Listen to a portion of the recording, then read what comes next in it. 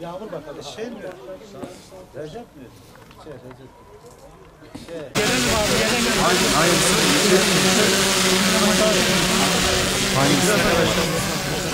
gelelim. Bazı yerlerde 17 derece ölçüyor. Evet, Kuluncak'ta falan. Zaten 6 dereceyi geçtim artık eller yukarı diyorsun. Ona yapacak bir şey olmuyor. Eksi 13 ölçülen yer oldu. Ağaçlar böyle yanmıyordu. Yani meyvede ufak tefek sıkıntılar oluyor. Zaten biz teknik olarak arkadaşlarımızın çok il müdürlüğündeki, ilçe müdürlüğündeki arkadaşlarımızla bunların önümüzdeki sene de meyve vermesi için bütün gücünü ona yönlendirecekler. Çünkü bu sene olan oldu yani artık. Buna geri dönüp herhangi bir şey yapma şansımız Depremden yok. sonra ikinci bir felakette bu şekilde yaşadık. Yani özellikle şimdi hani Malatya meyve kayısı üretiminin yarısını yapıyor. İhracatın 4'te 3'ünü yapıyor. Yani çok önemli. Ekonomisi de buna büyük oranda bağlı. Dolayısıyla bu depremden sonraki bir şey olarak düşünebiliriz. İklim değişikliğinin en çok etkilediği ülkelerin başında Türkiye'nin geldiğini çok farklı vesilelerle ifade ediyoruz. Şubat ayında Mersin, Adana ve Hatay'da gerçekleşen don olayından sonra 10-14 Nisan tarihleri arasında şu anda içinde bulunduğumuz tarlada da olduğu gibi Malatya'nın çok büyük bir bölümünde meyve ağaçlarının çok büyük zarar gördüğü bir zirai don hadisesi yaşandı. Ağaçların belli sıcaklık düşüşlerini tolere etmesi mümkün. Bu eksi 4 dereceye kadar, kimi zaman eksi 6 dereceye kadar ağaçlar tarafından tolere edilebiliyor. Bu süre içerisinde farklı metotları da kullanarak bu etkiyi azaltmak üzere üreticilerimizin bazı gayretleri oluyor. Ancak eksi 17'ye varan sıcaklık düşüşlerine artık şu andaki teknolojinin de ya da metotların da yapabileceği bir şey yok. Maalesef böyle bir durumla karşılaşmış olduk. Hasar tespitleri hemen başladı ancak onun öncesinde bir iki hususu söylemek isterim. Geçtiğimiz salı gününden itibaren meteorolojinin bize olan uyarılarıyla birlikte Tarım Orman Bakanlığı'nın bütün ekipleri üreticilerimizi bilgilendirmek ve ne yapılabilecekse birlikte de yapmak üzere sahaya indik. Cuma gecesi gerçekleşti maalesef ve ertesi sabahtan itibaren de arkadaşlarımız fiziki şartların imkan verdiği ölçüde hasar tespitlerine başladılar.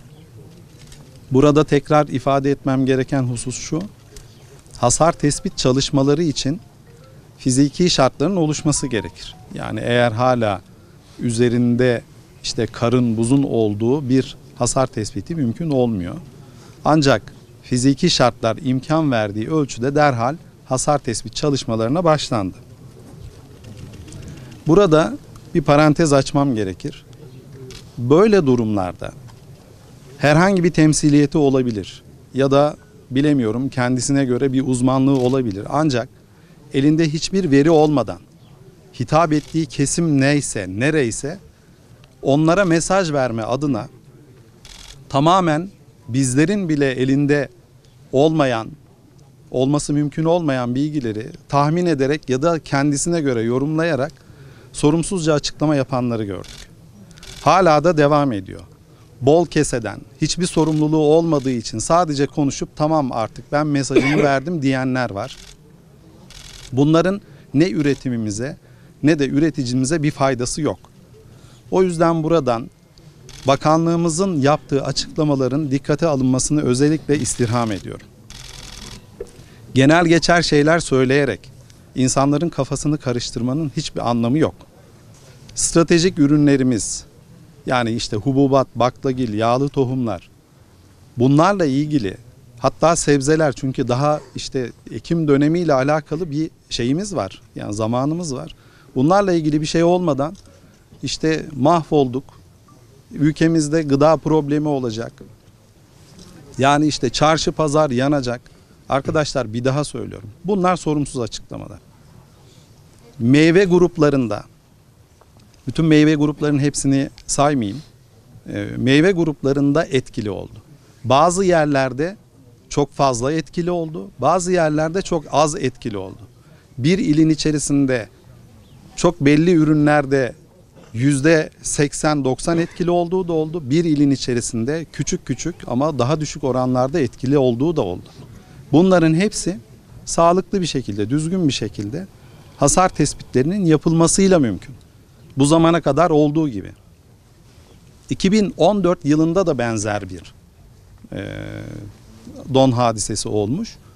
Onun bundan farkı daha önceden olduğu için, yani Mart ayı gibi olduğu için orada sebze gruplarına da etki etmiş. Ama şimdi sadece bu büyük oranda meyve gruplarına etki etmiş bir husus. 34 ilimiz şu andaki tespitlerimizle bunlardan farklı ölçülerde, farklı oranlarda etkilendi. Elbette yani bundan önceki yıllarda da küçük küçük farklı illerde bu olay olmuyor muydu? Oluyordu. Yani şimdi bunları da işin içerisine katarak Türkiye'de böyle bir kaotik ortamın oluşmasını gıda anlamında sağlamanın hiç kimseye faydası yok. Dün akşam Sayın Cumhurbaşkanımız açıkladı. Buna da bir açıklama getirelim tekrar, hani detay anlamında. Sigortası olanlar, yani tarım sigortasını yaptırmış olanlar tespit çalışmaları biter bitmez aynı Mersin, Adana, Hatay'da olduğu gibi derhal ödemeleri yapılacak. O tespit süreci bittiğinde. Bu bir takvim. Daha sonra çiftçi kayıt sistemine kayıtlı ancak sigortası olmayan üreticilerimiz için de bu ana kadar yapmış oldukları giderleri hesaplayarak onların bu yapmış oldukları maliyetlerini de karşılayacağız. Tespit, belirleme, sigortası olanlar için ödeme, sigortası olmayanlar için de hesaplama ve ondan sonra ödeme gibi bir takvimi uygulayacağız. Burada tarımsal üretim yapanlar için iklim değişikliğinin bundan sonra da öngörülemez, hatta önlenemez etkilerinden uzak kalabilmek ve emeğin, bir yıllık emeğin, bir dönemlik emeğin boşa gitmemesi için bunu garanti altına alacak olan tarım sigortasının önemini tekraren belirtmek istiyorum. Burada bundan sonraki dönem içinde bütün yoğunluğumuzu bu işe vereceğiz. Ya 5 senede bir oluyor, 10 senede bir oluyor. Biz bunu yaptırmasak da olur dememek gerekir. Bir sefer olduğunda ortaya çıkaracağı hasar çok büyük oluyor. İkinci önemli hususta hali hazırda şu anda Malatya'dayız. Kayısı ağaçlarında büyük oranda zarar var. Bunlar zaten bakıldığında da görülebiliyor. Ancak bu ağaçların önümüzdeki sene de meyve verebilmesi için yapılması gerekenler var. Bunlarla ilgili de hem bakanlığımız hem valiliğimiz, illerdeki valiliklerimiz de çalışmalara başladılar. Bu teknik bir çalışma, uzmanlık isteyen bir çalışma. Bu yönde de gayretimiz olacak. Yani sadece şu ana kadar olan oldu artık. Bundan sonrası için bu ağaçların tekrar verime dönmesi açısından bizler de çalışmamıza devam edeceğiz.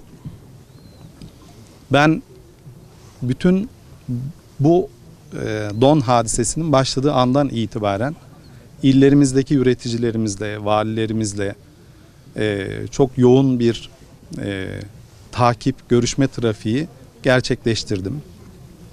Çok yakından takip ettim. Bazı konuların işte analizi, altyapı çalışmalarını gerçekleştirdim. Ve en nihayetinde de Sayın Cumhurbaşkanımıza oluşan durumu o an itibariyle, yine söylüyorum, tahmin ettiklerimiz de var. Onlar gerçeğe dönünce farklılaşabilir. Ama durumu Sayın Cumhurbaşkanımıza arz ettim. Sağ olsun Sayın Cumhurbaşkanımıza ben buradan hürmetlerimi tekrar arz ediyorum. Her zaman olduğu gibi üreticimizin yanında olmakla ilgili hiçbir tereddüt göstermeden derhal bize talimatlarını verdi. ve buradaki dün de kendilerinin açıklamış olduğu bizim de hazırlıklarına devam ettiğimiz hususu bizlere talimat olarak verdi. Ben üreticilerimize büyük geçmiş olsun diliyorum. Malatya için kayısı son derece önemli. Yani Türkiye'nin kayısı üretiminin yarısı, ihracatının 3/4'ü Malatya'dan gerçekleşiyor. Tabii bardağın biraz da dolu tarafından bakalım. Malatya'da yaklaşık 50.000 ton civarında bir kuru kayısının stoğu var. Dolayısıyla pazar kaybı anlamında da bu bizi nispeten rahatlatacak. İşin o kısmına da baktık açıkçası. Bütün emeğimiz, bütün gayretimiz dediğim gibi hasar tespiti, bunlarla ilgili gerekli çalışmaların yapılması ve ondan sonra da üreticilerimizin önümüzdeki sene bu ağaçların verime dönmesiyle ilgili çalışmalarını hep birlikte gerçekleştirmek. Ülkemiz için elbette deprem hadisesinin çok büyük bir etkisi oldu, hepinizin malumu. Devletimiz vatandaşlarımızın normal hayatına dönebilmesi için çok yoğun bir çaba sarf ediyor. Bunu Malatya'da burada çok yakından görüyor zaten. İkinci bir olay, Malatya'nın üreticilerine, ekonomisine de etki edecek şekilde bu olay gerçekleşti. Bununla ilgili de yine devletimiz her zamanki gibi ilk andan itibaren vatandaşımızın normal hayatına dönebilmesi için, oradaki mağduriyetini olabildiği ölçüde giderebilmek için gerekeni yaptı. Her zaman olduğu gibi bundan sonra da öyle olacak. Tarım sigortasının poliçe bedelinin %70'i devletimiz tarafından karşılanıyor. Eğer don hadisesi ya da benzeri olaylar için koruma araç gereçleri kullanmak istiyorsanız bunların yarısını da devletimiz hibe olarak veriyor. Eğer bunları kullanıyorsanız yaptırmış olduğunuz tarım sigortasının da %25 ile 35 arasında poliçe bedelinde indirim yapıyor. Yani bütün amaç o emeğin garanti altına alınması. O yüzden buradan tekrar istirham ediyorum. Bütün üreticilerimize lütfen tarım sigortasını, TARSİM'i yaptırın.